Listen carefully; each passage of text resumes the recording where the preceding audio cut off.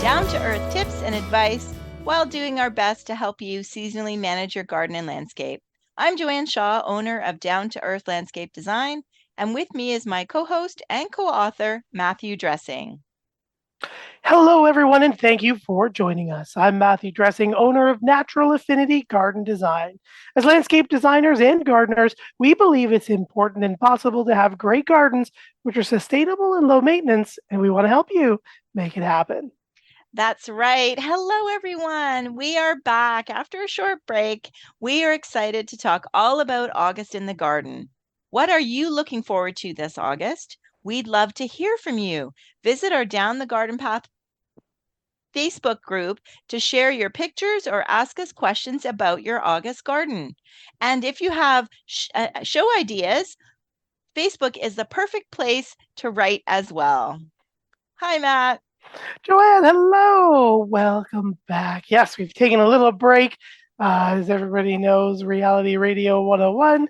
And we're doing the podcast on our own. So here we go. It's August already. Can you believe the summer is flying by? It totally is. It is flying by, and I'm excited to, do these little shorter episodes for everyone. And I know we've received so many lovely messages for everybody. So thank you. I know you've missed us for a little while, but we are back.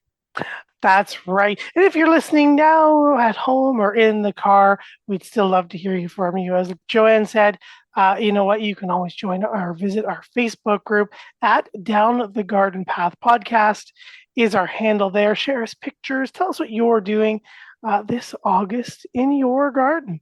So, how has your summer been so far? It's been pretty good. It's been pretty interesting because we've had hot temperatures, but we've also had rain. So it's been a kind of a weird summer, hasn't it? Yeah, we've got a lot more rain. You're right.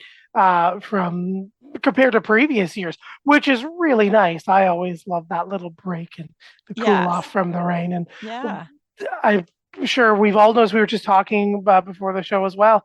Lawns haven't suffered as much either, and we'll get into that as well. So, Mhm. you know what? I think everything is a little happier in the ground right now for all that extra rain that we've been getting.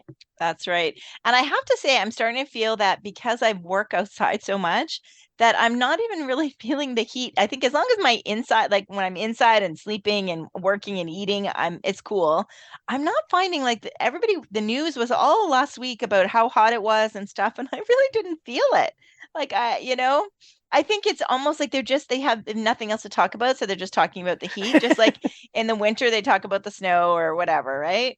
So yeah, so I was kind of like, this just feels like July, I right? agree. I feel the Like same way. it is summer. Like I don't know. So can't really listen to the news. It was like, thank goodness, right? It was warm. So Yes, yeah, so I'm excited, and I think because of the rain, we haven't had to water our gardens or our containers as often as usual. So that has been nice. that has been nice. Yeah, Mm. definitely. Hmm. Definitely. How are things on your balcony? The balcony is looking good. And you know what? Just speaking of watering, I actually added some of the composted hemlock mulch, a little bit more to all of my planters versus usually just the one or two that are in the sun growing the tomatoes and the other Hmm. veggies. And wow, has it helped quite a bit. So helped Oh, hold in all of this water and it's cut my watering easily by half. So oh, yeah, good. even in those shady spots, there's enough sun. So yeah, so things Oh, have been good. that's good. Well, as we approach August, it's hard to believe that we have to start thinking about fall bulbs. But or Oh, but now is the time to kind of think about it. And we always said, like, especially we say it all the time, and we wrote about it so much in our book, but take pictures. See where there's holes in your garden where and if you did take pictures in the spring, now you can start planning for bulbs. And it's not time to plant them yet, but we know from firsthand that the best ones go the quickest, right? So the large, cool alliums, the cool colors of daffodils, the doubles or the double whites and things like that. I'm not a fan of doing tulips just because I don't want to battle the critters. But I know even if you are, have guts of steel to do that, if you want to fight the the squirrels, a lot of the really cool colors, right, of tulips and the parrot ones, and they tend to go fast as well. Yeah, the parrot ones are super cool, unusual ruffles. I have to do the exact same thing. I'm looking forward to looking at some bulbs. One of my clients really enjoys planting bulbs. Every year now is the time to start getting those catalogs and planning on what we're going to plant. So we're going to add more crocuses. We're going to add a few more naturalizing, like species tulips, and Oh, other things that will reduce my maintenance for uh, spring cleanup when the bulbs or summer cleanup as the bulbs start to fade right. away as well. But Yeah. yeah, I can't resist it. I love those parrots, but also those big peony head Oh, I tulips as well. know. They're I just so know. pretty, I and know. some of them have such a nice fragrance. But yes, so yeah, now is definitely the time. Check online for all your favorite seed companies. They may have some fall bulbs. Even just there are specific fall bulb companies out there. Things like Brex comes to mind for me, but Yeah. yeah, there are lots. And depending on where you are, because again, we know that you guys are all over North America listening to us here down the garden path. So it's time to start to take a look for them indeed. Exactly. I think of I was in Costco this week and I haven't been to Costco in ages, but they have winter coats out already. So then that tells you like so they always plan ahead and we're so used to that. Like you can get bathing the best time to get a bathing suit is December at, type of thing. So that's when you're going to start to see the bulbs come out. And the other thing is garlic. So Yes. if you've grown it before or if you're interested in trying to grow garlic, that's another thing. It's still too early to plant it, but buying it, ordering it, looking for the bright variety for you, now is a good time to, August, I should say, not now, but August is the good time. Yeah, indeed. Yeah, I was at a couple local farms just seeing what their offerings were, and yeah, garlic is all over the place. And yeah, now's the time to start thinking and looking for sure, for Yeah. sure. Do farmers markets, have you been going to those? Like, do they sell the seed garlic as well? I haven't seen the seed garlic. I've just seen like the full cloves you'd buy for Right. cooking, and then you'd break up apart. Yeah, Okay. yeah.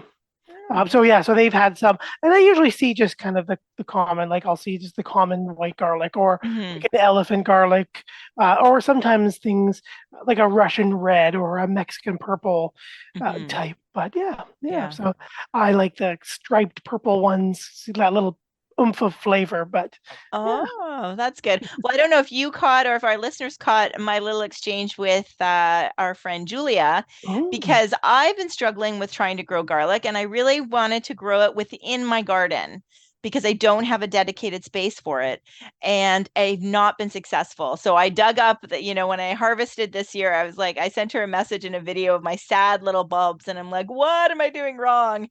And she just said that's not something you can do with garlic. Like, don't want competition. They want to be by themselves. I had them near my yew hedge, and I did read that the yew hedge wasn't acidic. Like yews aren't as acidic as some of the other evergreens, because she said they definitely don't like acidic soil either. But but yeah, so I think my goal of thinking, and the perfect world would be to have, garlic coming up in amongst my other plants. And I get scapes and everything, even though they're kind of wimpy scapes. But yeah, so I just think I need to just pass and support farmers and buy the garlic at a farmer's market and just know that I just don't have space for it. Well, did you just sorry? I'm just listening to the story, and I'm like, how big of a space do you have in between some of the perennials? Like, could you bury a container and prevent the roots from coming into that space, and then like amend the soil just for the garlic, and then just keep it weeded? I don't know. Yeah, maybe. I mean, do you grow them just in a container on the balcony?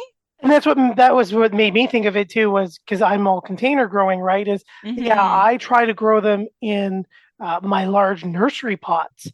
So I thought, well, what if you did like I did and then just buried it in there? But like you said, they don't like competition. I usually put them beside my tomato in my Right.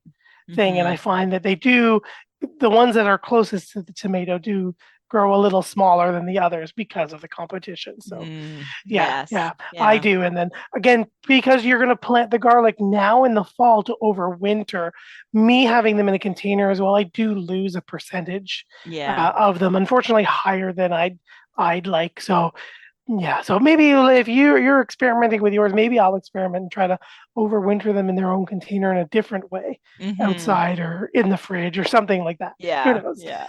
So if you were growing garlic and if you are growing them in amongst your other plants with success, so I'd love to hear you. But if that's what you were thinking of trying to do, what I'm doing, and you struggled, so Julie was very nice. We shared some stories back and forth on Instagram, and she did a video. I did my video to her, and she did a video back, and that was very nice. So yes, watch out for our Down the Garden Path podcast Instagram account because you never know what's going to pop up there, right? That's right. That's right. Speaking of garlic and other edibles, fruits and veggies, don't forget to stay on top of harvesting and your herbs and your veggies, making sure that nothing is diseased. If your tomatoes are falling, they're not rotting in place. Just kind of keeping that sanitation up, and then don't forget to continue to trimming your herbs, your mints and your basils. We don't want them to go woody. We want to make sure that they're always producing nice, fresh green for you so that you can grab the best stuff when you go out and grab them. So, yeah, so keep pruning and snipping and harvesting as you go. If you do have some issues, I know a neighbor of mine actually has some grapes on their fence. As things start to come into being ripe, if you need to, you can also start to cover some of your ripening fruit. Maybe you need to put a bird net around your fruit trees, or like my neighbor, they put a thin mesh around all of their grapes just to protect them from visiting animals who might want Ah. to nip a few or take a few away for sure. That's right. I have a question about lettuce. So my lettuce, I'm growing two types in one of my pouches. Like I've got one of those grow bags Oh, along the yeah. on the fence, and they've bolted. Can you like, are they then just garbage? Like you have to pull them out, or can you just trim back to like some of the lower? You you might try cutting and coming again kind Yeah. of thing. But usually once they bolt, their internal chemistry changes a bit. Mm, So then the leaves start to lose or change their flavor. okay. So most of the time we rip it out. The season's grown so long and it's Yeah. yeah, a heat and a light thing. So yeah, I always rip mine out. I've actually never just kind of cut it back and let it Yeah. come again. So Yeah, yeah, I've never always had as much luck. Like I've had actually two or three like, harvests from it, which is the most I've ever done. So I may try to just cut it back and see. And I know we can start, but I think I'm out of containers because I know we can sprinkle some more seeds, right? And in the garden and start growing some more. But I right. don't I don't know that I have that any more room. Any more room. Well, if That's you right. do have some room, we do still have some time that we can still start to plant some things. As we get into August, we can start to sow some beans, beets, spinach, some other lettuces, things like turnips.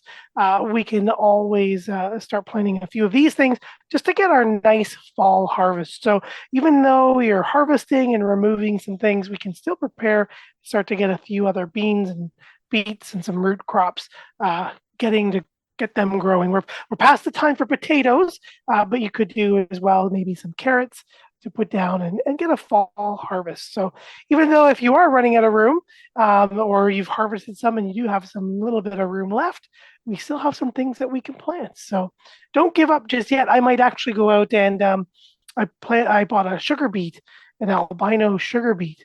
Uh, Ooh. yes, and it's supposedly being a really good one for um, like drying and using as a like a beet sugar. So I'm gonna plant a few of those for my fall harvest. And then I also have just some sugar snap peas as well that only really grow like 2 feet tall. So I've got a little bit of space for those. I'm gonna try planting those. Oh, very interesting. and annuals and perennials. So I still have an annual grass that I haven't put Oh, in a container.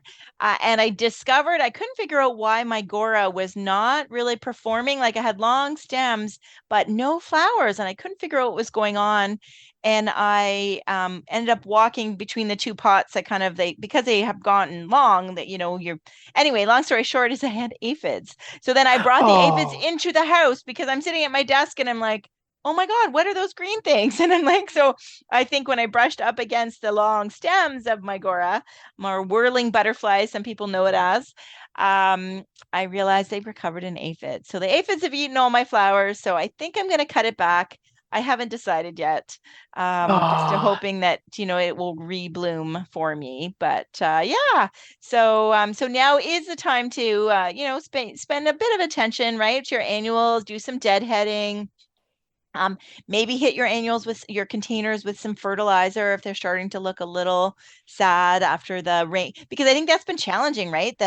The heat is making, is keeping them happy, but then with all the rain, it also not only does it water them, but it knocks off the blooms, don't you find? Yeah, we lose some of the blooms to just some standing water, kind Yeah. of quickens them along. Then the heat, of course, like you said, doesn't help as well a little bit. Yeah, and then especially if you have like containers, right, lots of water. If your containers are out in the open and they get a nice, deep, thorough day-long watering in the rain, we get to see a lot of that leaching of some of our more soluble nutrients, and Mm, they flush away. So if you don't have something like a granular fertilizer that's slowly feeding, I know I've been doing just like a water soluble. So when my containers get too wet, I know I have to, maybe shorten my fertilizing by, every 2 weeks a water soluble.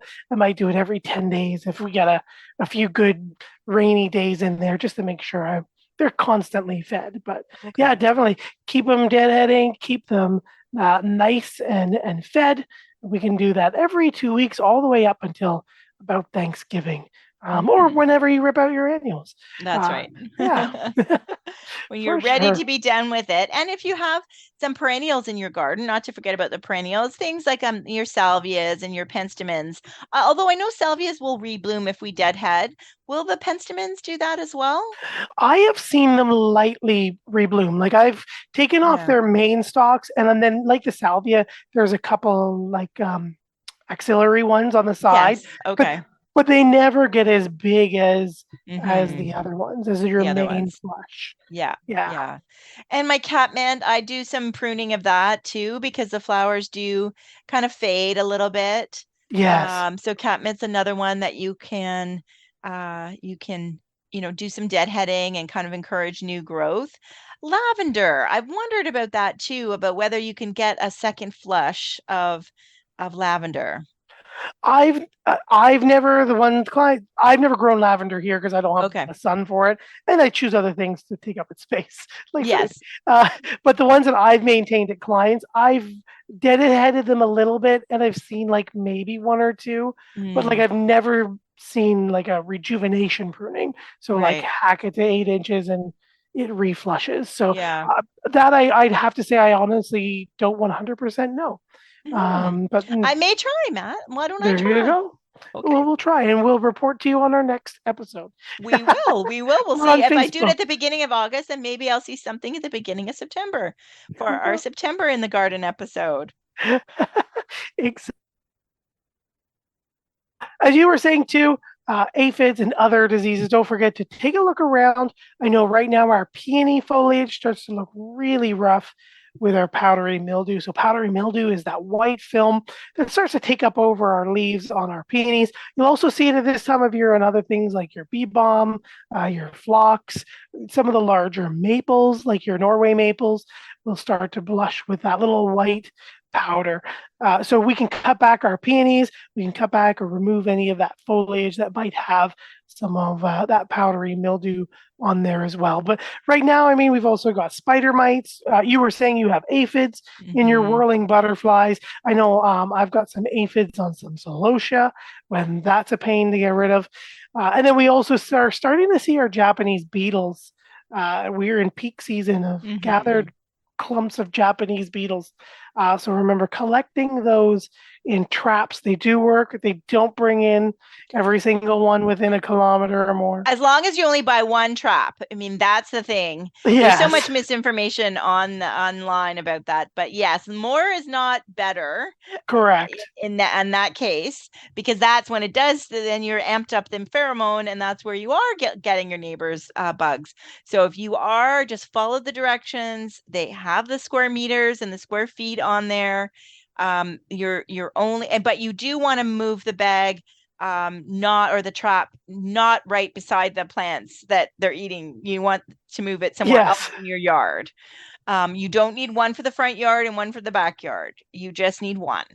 Yeah, or those they cover such a radius or a square footage now, and our houses are so small that Yeah. yeah, one along the side of the house where there's no plants they're going to eat will draw them all in for Mm-hmm. sure. And Gotcha. then just make sure it's somewhere sunny, as I say, side of the house, Oh, because they are warm. They like to move with the warmth, so you'll get a better catch that way for sure. oh, that's a good point, because I always hung mine in under my shade tree. Ah, Okay, because yeah. that was away from my sunny spot. So yeah, that's good to know. Oh, Thank you, there Matt. you go.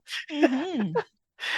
Yes. So moving away our annuals and perennials, keep deadheading, keep feeding if you need to, in your garden beds as well, because I think we all think a little bit of containers when we say the word annuals, and it's summer, right? So all those flowers. But don't forget, it's time you could also put down another layer of compost in your garden beds as well. So perhaps you're feeding a little bit more organically. There's always organic liquid as well as slow release fertilizers, but you could also use a nice, rich fertilizing compost, something that's nice and rich to put down amongst your perennials as well for a nice slow feed. So don't forget you could do that as well. Yeah. And I know a lot of our listeners are trying to grow more native plants, as am I. And some of the reading I've done is they don't particularly, they want the crappy soil. Like they don't necessarily want to be amended and tilled and fertilized. So that's something to keep in mind.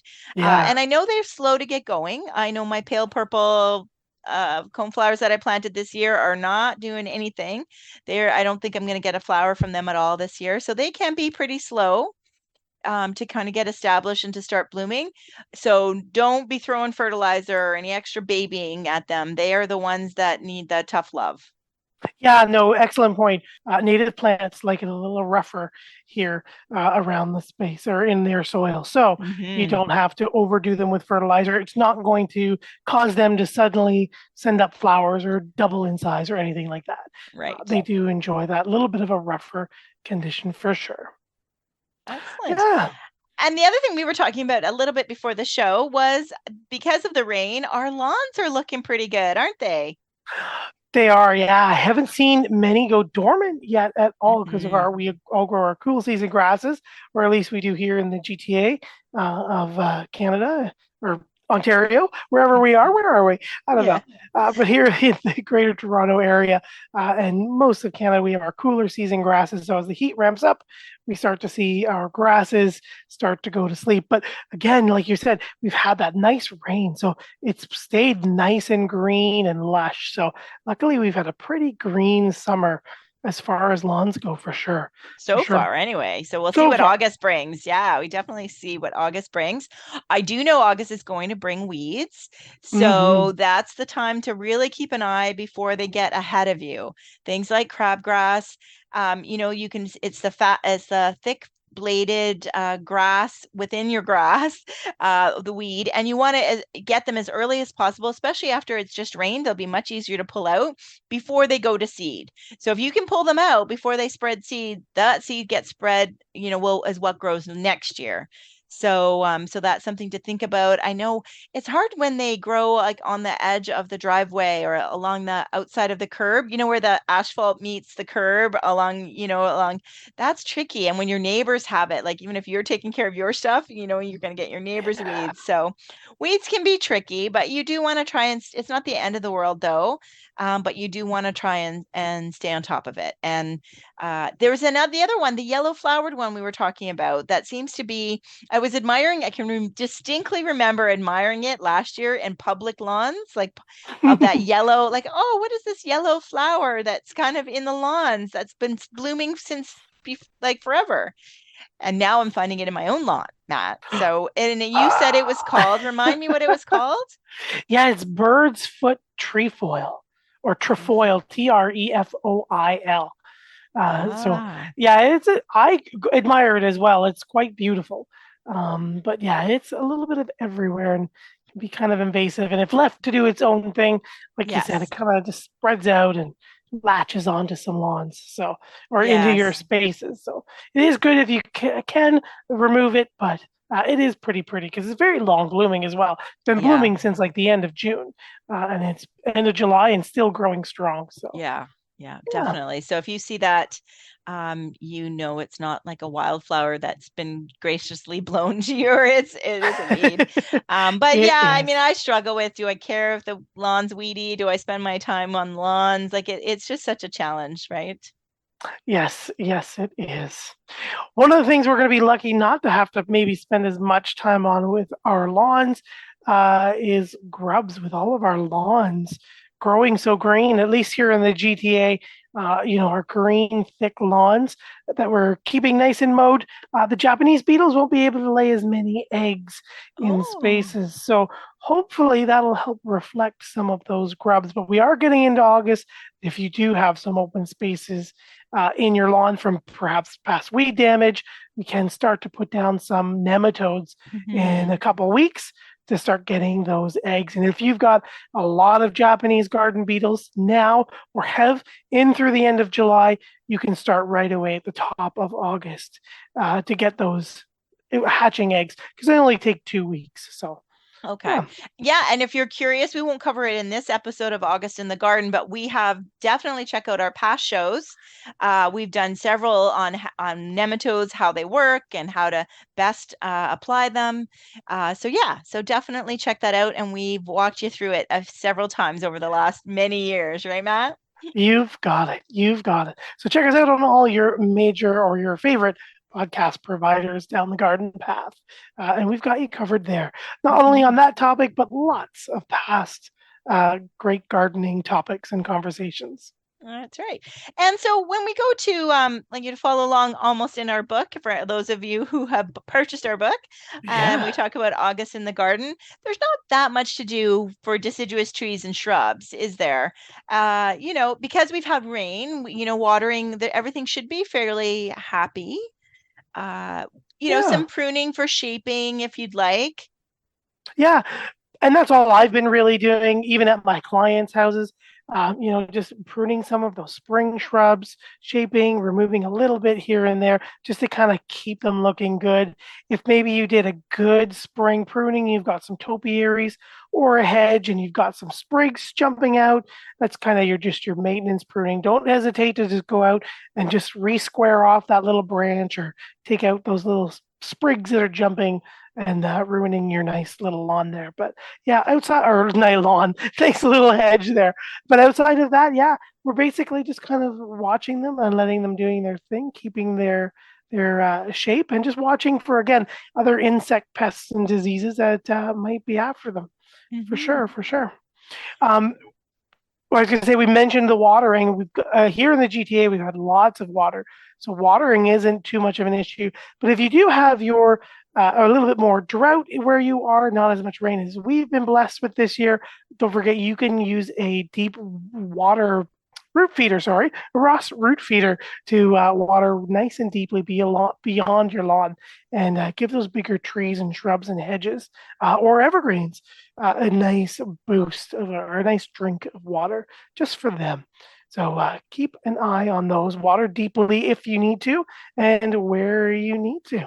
That's right. And how about our evergreens? Can we still, I think that we're getting to be, this August would be like the last time to prune like your yew hedges or your boxwood, right? We don't want to get too late into August, but you can do some light shaping.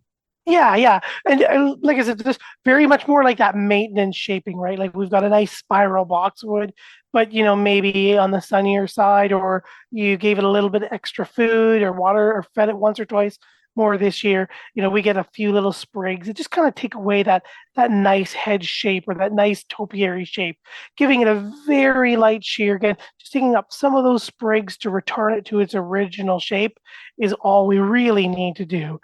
We don't need to cut it back by 2 or 3 inches and reshape everything because, like as we said on the show before, right, pruning stimulates new growth, and we don't want lots of new tender growth going into cooler seasons. Especially, I mean, for here it's September, October for us in the GTA, but if you're further north in Winnipeg or one of the prairie provinces or Alaska, where we know we have listeners, that could be definitely sooner for you guys. And it may not be an issue in somewhere like North Carolina where it's 17 Right. degrees in the middle of the winter. She's going to do whatever she wants That's right. down That's there. right. So, yeah, so just keep that maintenance pruning, keep that shape. And then again, remember, we're always wanting to make the letter A as for our hedges, just so that we get those lower sticks growing in and fattening up. Our hedge goes right to the ground, and it doesn't become that little trash collector, I like to call it, all those little fingers gathering everything. But it's also a spot for those weeds to grow, and it adds more maintenance to your overall maintaining that beautiful look. Yeah, so not too much going on there. That's right, in our August garden. So yeah, so we're excited. If you do have other questions, like we said at the beginning of the show, to please post to our Facebook group at Down the Garden Path podcast on Facebook. We'd love to hear from you there. And I think the best thing about that, I mean, I know everybody's like, man, about Facebook, but I think I love seeing the pictures. Yeah, so I love seeing pictures of when people post the pictures. Exactly. I do too. I do too. So that brings us to the end. Thank you, everybody, for joining us on our return episode to Down the Garden Path. I'm Matthew Dressing here with my co-host and co-author, Joanne Shaw.